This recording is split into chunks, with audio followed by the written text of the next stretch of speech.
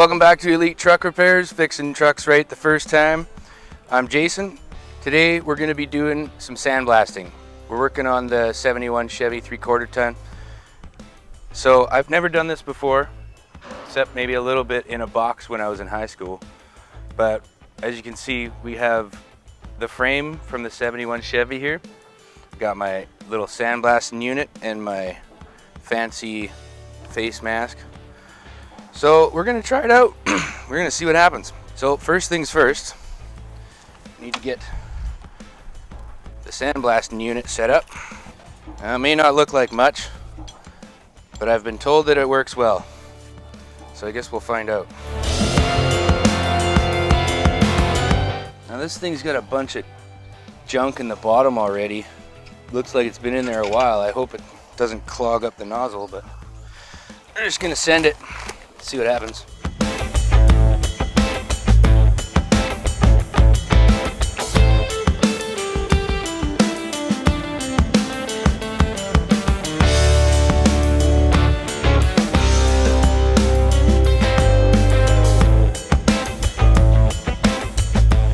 What we have here is quite simply just a hopper full of sand. And in the back over here, we plug in our compressed shop air into this gauge. It'll tell us how much shop air we got, okay? So the gauge shows no pressure. Now, what's gonna happen is we're gonna put this plug in the top and hold it snug on the rubber seal. Now, we're gonna put shop air and it's gonna charge this whole hopper with pressure. And it'll hold this seal in place after it's got enough pressure.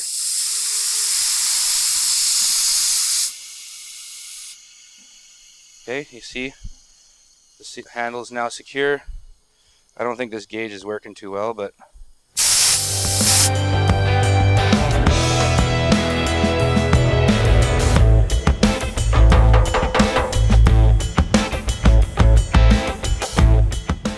so when we charge the hopper with pressure, it's supposed to feed sand through and blast the air out with the sand out the hose. But it seems that the hose has a blockage in it. So what I'm going to do is I'm going to take the hose back off, and then we're going to stick shop air on the other end of it and try and blast the blockage out.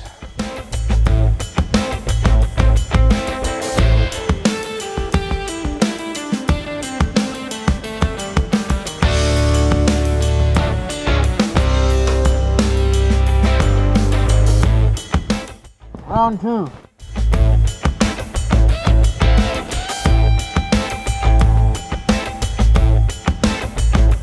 So, remember how I said the bottom of the hopper was full of old dirty or old wet sand? Yeah, that's a problem, because it just plugged up again instantly. So, what I'm going to try and do is we're going to take the hose back off again. And this time, instead of blasting shop air down the hose, I'm going to blast it right up into the hopper and see if I can stir up all that old shit with the new shit, and then maybe it'll actually work.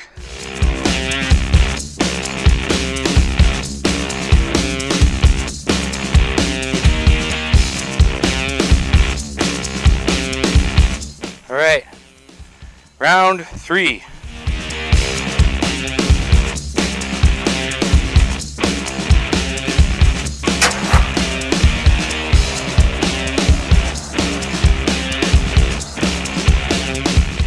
There we go.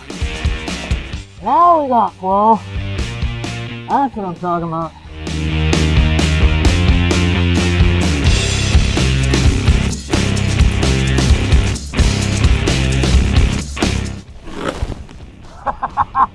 Whoops.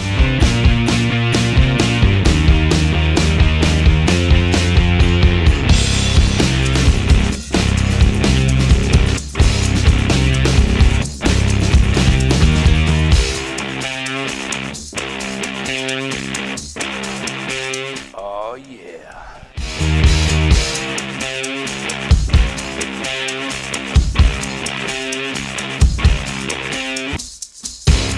So it's all clogged full of sand, as you can see. the wet sand just turns into balls and it sticks in there. So that big chunk of rock right there was what was clogging us up. Just managed to clean it out. Now we're good.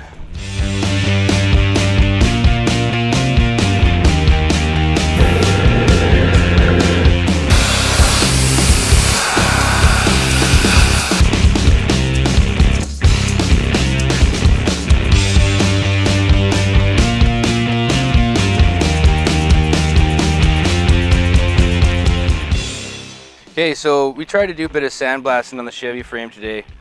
Ran into some problems with the Sandblaster. Obviously, it's going to need a little bit more maintenance than I first thought. I'm going to have to clean it all out and get the wet sand out of it for it to work. But in the meantime, this is where we're at with the Chevy. We're going to be blasting the frame. You can see right here where this is where the inner piece of frame was bolted to the outer piece. And it's kind of thin, but this is the part where we're going to have to maybe do a little bit of reinforcement in here. What we're going to do is we're going to sandblast the frame, the springs, and then come on in here and I'll show you the rest. So these are the inner pieces of frame rail that go into where I was just talking about. And there's a couple spots that are a little thin, but we're just going to blast it up and see how it looks. I may have to install some reinforcement plates, but we're going to blast these two pieces as well as the ladder bars which hold the rear axle. There's two of these.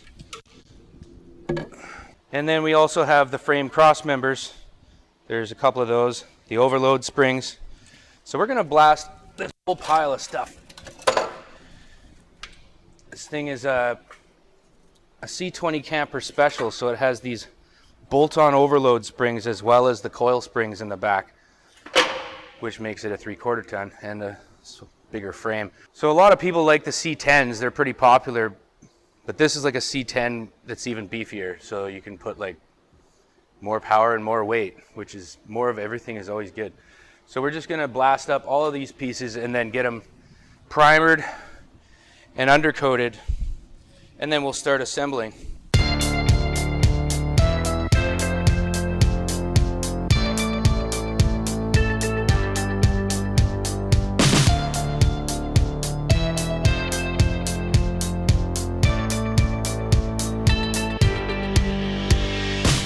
Once the Sandblaster is working properly, the whole thing will look like this, but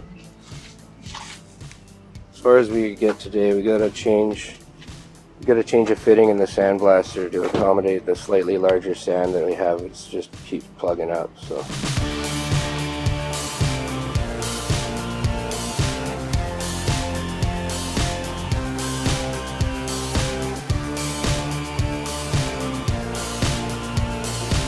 We finally have the frame sandblasted. Here it is. All purty and shiny. Cross members. Front cross member. There she is. We even got the springs and the ladder bars done. So now it's time to start putting it together. I've already started to install the rear frame support gussets. I don't know, whatever you call them.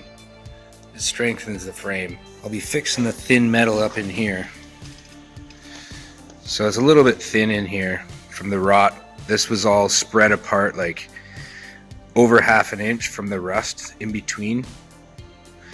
And so after now that all that's cleared out, I'm just going to clamp it all together and then weld it along the edge, and it'll be nice and strong. Same on this side. It looks a little bit gappy, but I'm going to clamp it all together nice and tight and then weld it up solid. It'll be good. Yeah, and then we're just going to continue to put more cross members in here and get this frame all ready for prime and Line-X. I'll send it across the street to the body shop for primer and Line-X as soon as I get all of the frame cross members installed, and then it'll be sweet. Then it's basically time to start actually assembling it. Pretty stoked.